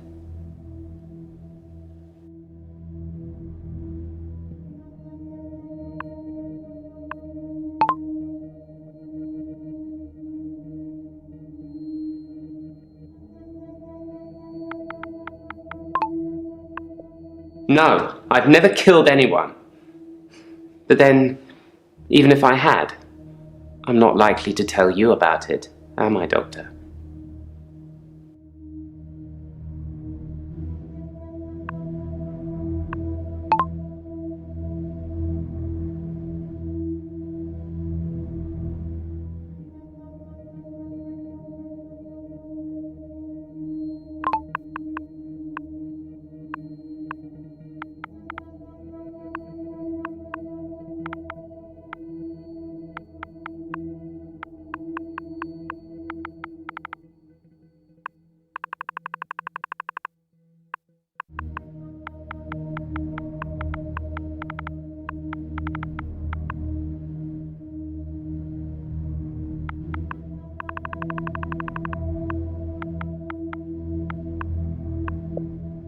I had no idea there was a connection between those two.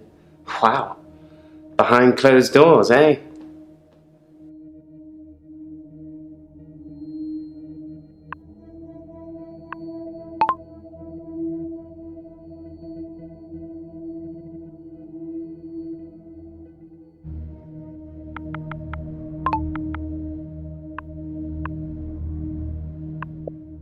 No, I didn't feel lustful, Doctor. I was angry. If I had taken pictures, there would at least been some evidence. A sicker man would have taken pictures and saved the day.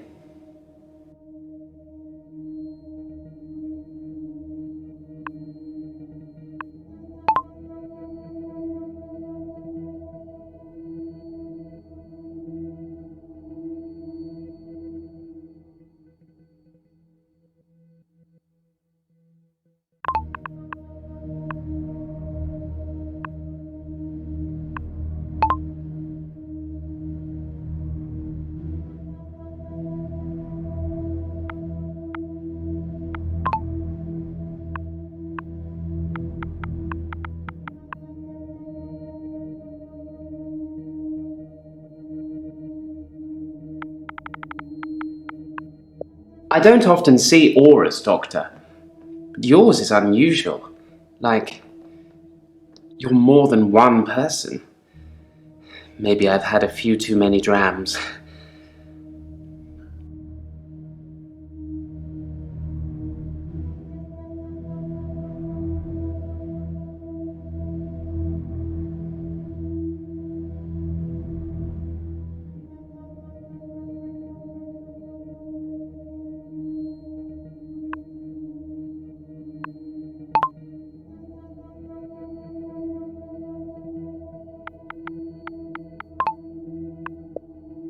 Yes, he did come back to life, but he's not a zombie. He looks like he always did. Just his mind is encumbered. There's no way back.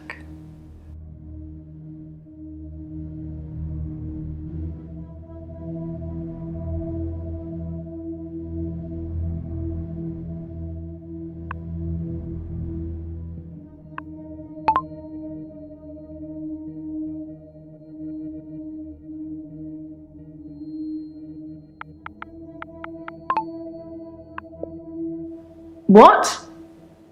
She was actually his prisoner. Bryce saved Iris? So that's 2 favors I owe Bryce now. And Iris? I'd probably have stopped her death if I'd known it was real. I suppose I should have a chat with her now.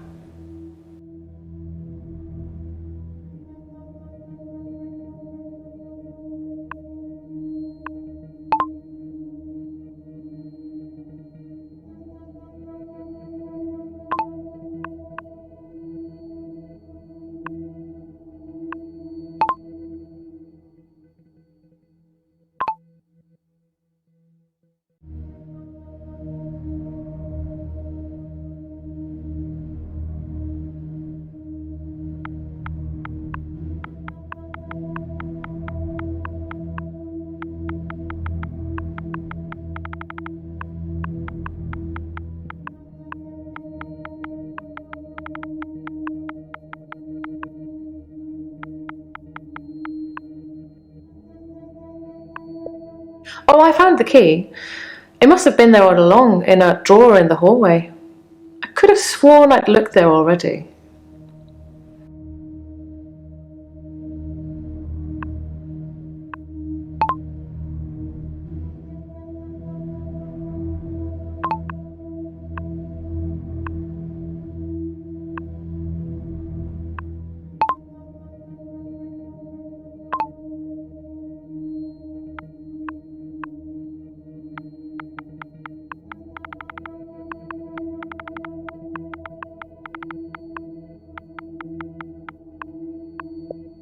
You don't have to analyze everything I say, Doctor. Sometimes a hallway is just a hallway. And yes, before you ask, the same goes for the drawer.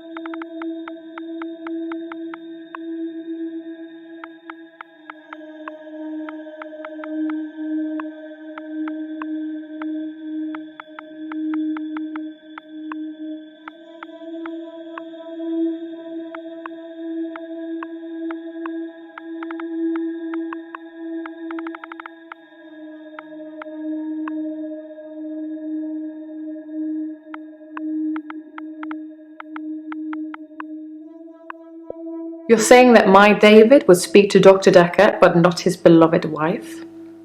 I don't think so, Doctor. And even if that were true, what would he say? What would he tell him?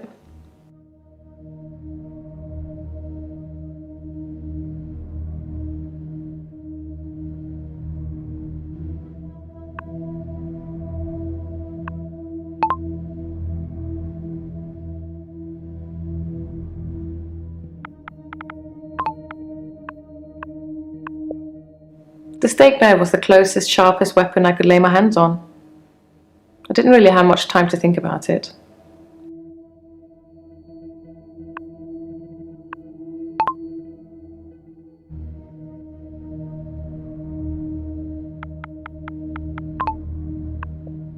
I didn't plan to kill my husband. It was a spur-of-the-moment thing. What is it with men and affairs? Is that why they have a shorter average lifespan?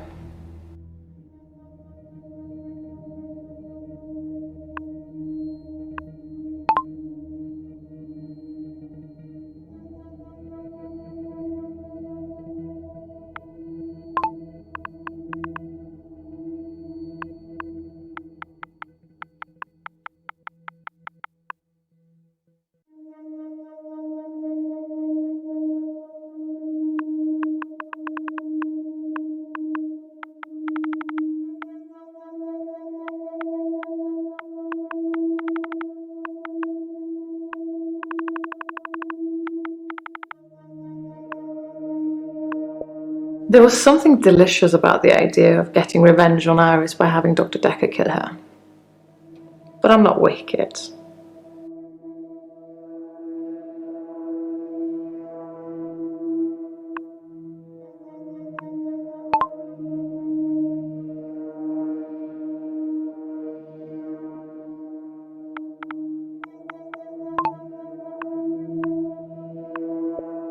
David was dazed and confused when I brought him back to life, as you'd expect. He was scared. He didn't want me to go near him at first, which is understandable, as I did kill him. But I didn't really succeed in bringing him back. He wasn't a big talker before, but even monosyllabic words were more than what he seemed able to give me.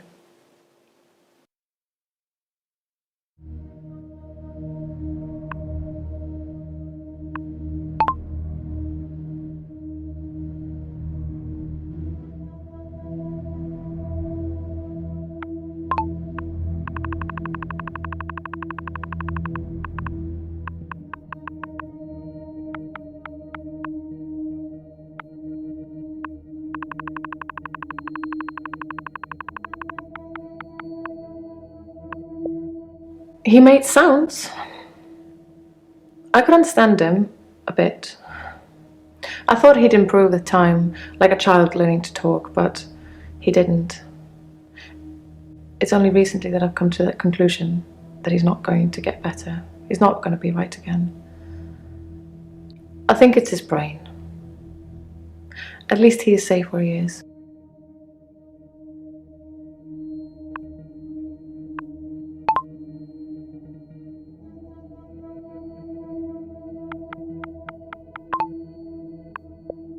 At the lake house. He doesn't move from there, for good reason.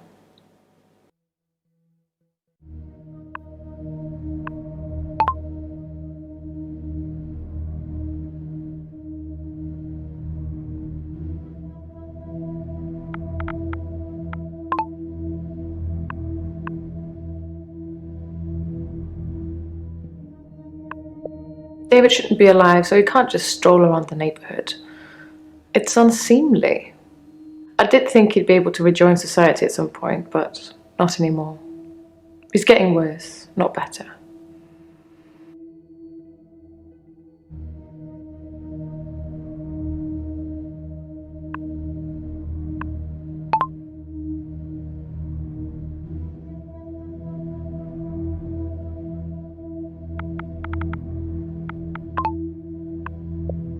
Do you see David here? No, Doctor. That would be ridiculous.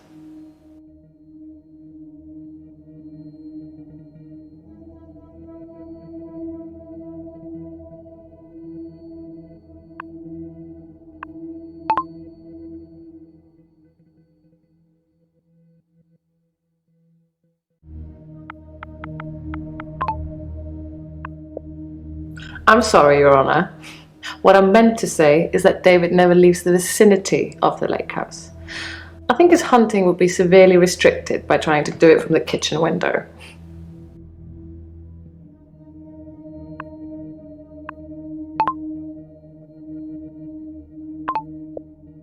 He was stabbed in the heart.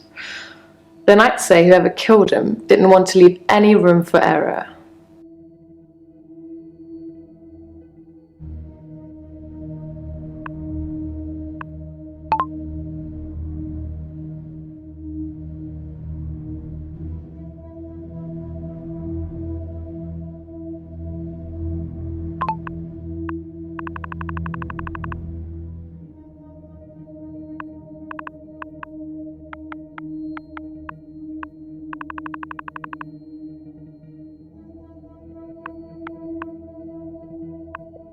Well, that's what he would say, isn't it?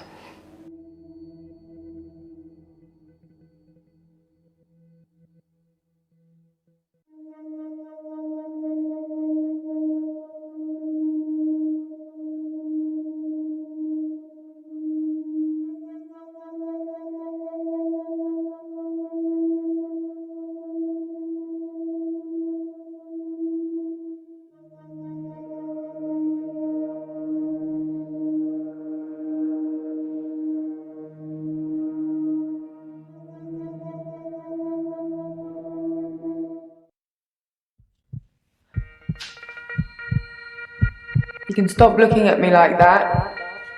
You've made me do this. And don't try and escape. You're all tied up. Now tell me the truth. Is this a dream?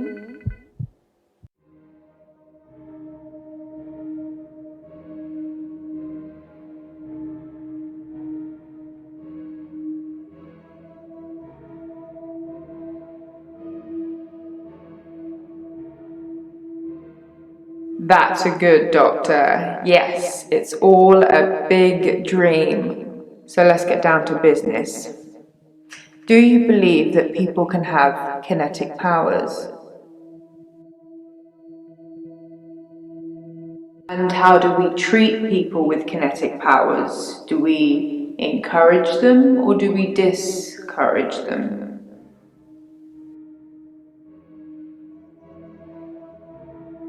Oh, Doctor, how disappointing. We've been through this already. Encouraging them to use their power just makes them worse. That's what Dr. Dekker did. And look at him now. I thought you were different. I thought we'd get on, but I'm wrong.